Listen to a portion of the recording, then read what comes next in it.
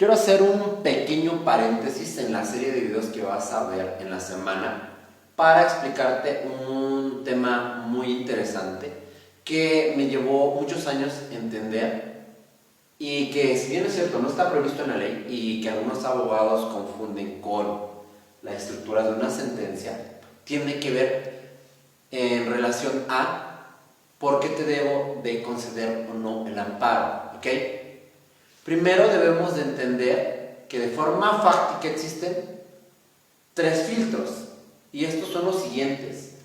Primero, el amparo debe de ser procedente. ¿Qué significa esto? Que no se debe de actualizar ninguna causal de improcedencia, porque de actualizarse se va a sobreseer el juicio y yo no puedo entrar a estudiar nada de tu argumentación, nada, ¿ok? Entonces, primero debe de ser procedente, y esto aplica también para la suplencia de la queja. Si el amparo no es procedente, no se puede aplicar la suplencia de la queja, porque esto atañe a la argumentación. La suplencia de la queja no tiene el alcance de volver procedente lo improcedente. Eso debe de quedarles muy en claro, ¿ok? Pasamos a un segundo filtro, lo operante. Aquí entra una parte técnica.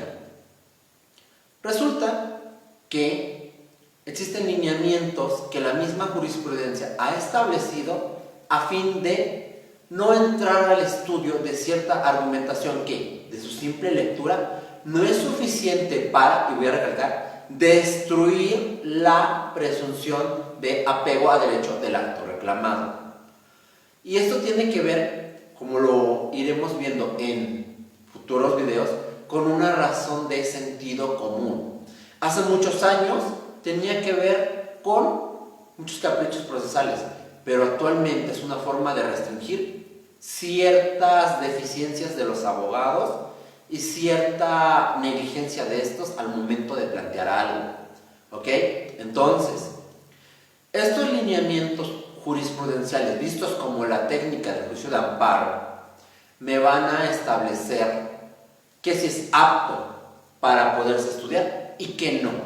Entonces, si no cumple de su simple lectura con esa estructura técnica, me impide poder entrar a su estudio de fondo.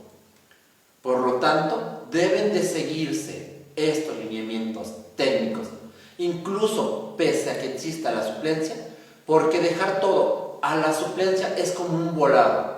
Como te puede ir bien, como te puede ir mal, ¿ok? Porque esto también atañe al criterio del juzgador y su carga de trabajo. Entonces, si cumple en apariencia con esa estructura técnica, puedo pasar a estudiar si es fundado, es decir, si tiene un apego a derecho, lo que tú como abogado estás planteando. Si el amparo es procedente, es operante y es fundado, es decir, las razones que tú me expresas son lo suficiente para poder destruir la presunción de apego a derecho del acto de autoridad, entonces te puedo conceder el amparo. Si no es procedente, se sobreseerá.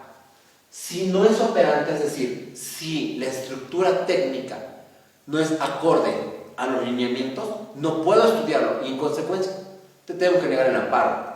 Si una vez que has pasado el filtro de procedencia en relación al operante y al momento de estudiar a profundidad tu argumentación, me doy cuenta que lo que tú planteas sí tiene un sustento legal, entonces te puedo conceder como juzgador el amparo que tú me estás solicitando.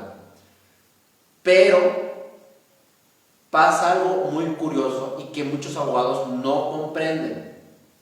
Fundado, pero inoperante. Y aquí hay mucha confusión y te lo voy a intentar explicar de una forma muy sencilla. A partir de estos filtros, ya vimos que el amparo fue procedente. Entonces, puedo entrar a estudiar tu argumentación. en apariencia, estructuralmente, cumple con los lineamientos técnicos. Entonces, aparentemente es operante o apto para poderse estudiar. Y al momento de analizar el fondo, es decir, el sustento legal, me doy cuenta como juzgador que pese a que tienes la razón para poderte conceder el amparo, ningún beneficio te voy a traer y en consecuencia va a ser ocioso, porque puede que produzca una dilación procesal innecesaria, porque como estoy estudiando el fondo me doy cuenta que sin importar que te restituya en aquel derecho humano violentado por la autoridad, el resultado al final va a ser el mismo y terminarás perdiendo el tiempo y se terminará alargando el procedimiento de forma innecesaria. Entonces, fundado pero inoperante significa que sobrevino una de aquellas hipótesis por las cuales no debió haberse estudiado a profundidad, lo que lo va a tornar inoperante, es decir, sobrevino, vino después de, porque en apariencia sí era apto para poderse estudiar, porque la estructura era coincidente con los lineamientos, pero ya en el fondo no existe una razón o un motivo para poderte conceder el amparo sin que esto se torne ocioso, es decir, sin que obtengas nada. En resumen, existen 3 filtros. El amparo debe de ser procedente, estructuralmente debe de ser operante, es decir, debe de cumplir con los lineamientos jurisprudenciales existentes para que sea apto de analizarse a profundidad. Y por último, si tú tienes un sustento legal que como juzgador me convenza y sea suficiente, es decir, no sea ocioso para la concesión del amparo, se te debe de conceder a fin de restituirte en el derecho humano que tú reclamas como violado por parte de la autoridad responsable.